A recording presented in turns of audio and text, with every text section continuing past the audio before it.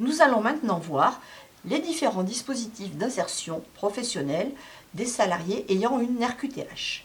RQTH, reconnaissance en qualité de travailleur handicapé. C'est l'AGEFIP qui est en charge de gérer ces salariés. L'AGEFIP, c'est l'organisme qui va gérer le fonds de l'insertion professionnelle destiné aux travailleurs handicapés. En premier lieu, c'est elle qui va récupérer la contribution des entreprises qui n'ont pas atteint leur taux de travailleurs handicapés. Alors pour rappel, toute entreprise de plus de 20 salariés doit avoir 6% de salariés avec une RQTH. Si ce n'est pas le cas, elle va payer une contribution. L'AGEFIP est donc en charge de récupérer cette contribution.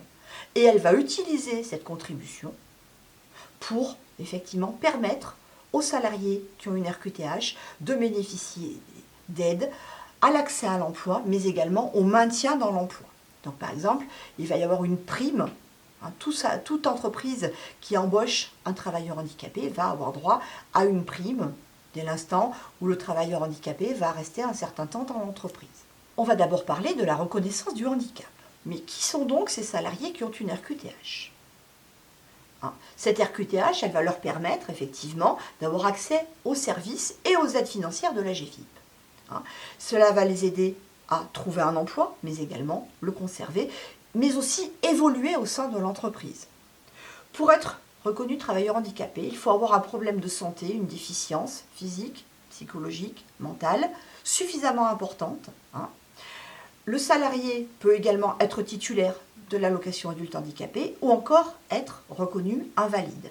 Dans ces cas-là, il devra faire la demande auprès de la MDPH du statut, donc de la reconnaissance de travailleur handicapé.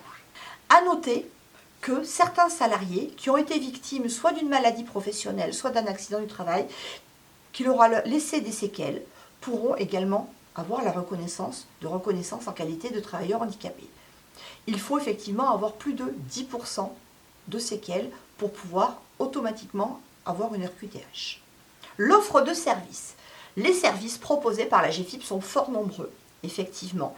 Elle va accompagner les entreprises, elle va les aider financièrement, elle va accompagner également les individus qui ont des RQTH et également les aider financièrement. Cela pour sécuriser l'embauche et le maintien dans l'emploi. Et ce, en plus des aides de droit commun auxquelles bénéficient déjà les autres salariés, les autres demandeurs d'emploi. Pour les individus qui ont une RQTH, il va exister des solutions pour construire leur projet professionnel, trouver un emploi, se former, conserver son emploi, mais également créer son entreprise. On a un peu tendance à l'oublier. Les entreprises, elles, de quoi vont-elles bénéficier ?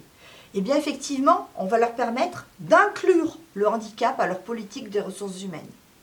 On va les aider à recruter une personne en situation de handicap. Alors, je vous ai dit tout à l'heure, il y a des aides, effectivement, des aides à l'embauche, mais il y a aussi la possibilité, bien évidemment, de mettre en place, de financer un besoin pour une adaptation au poste, comme un fauteuil ergonomique pour quelqu'un qui a des problèmes de dos et qui a une RQTH, etc., etc. Dans ce cas, on va plutôt se tourner vers la troisième solution, c'est-à-dire le maintien dans l'emploi d'une personne en situation de handicap. Donc l'AGEFIP, elle va agir effectivement soit avec des aides financières pour les embauches, mais aussi avec le financement de certains aménagements pour les salariés qui ont une RQTH.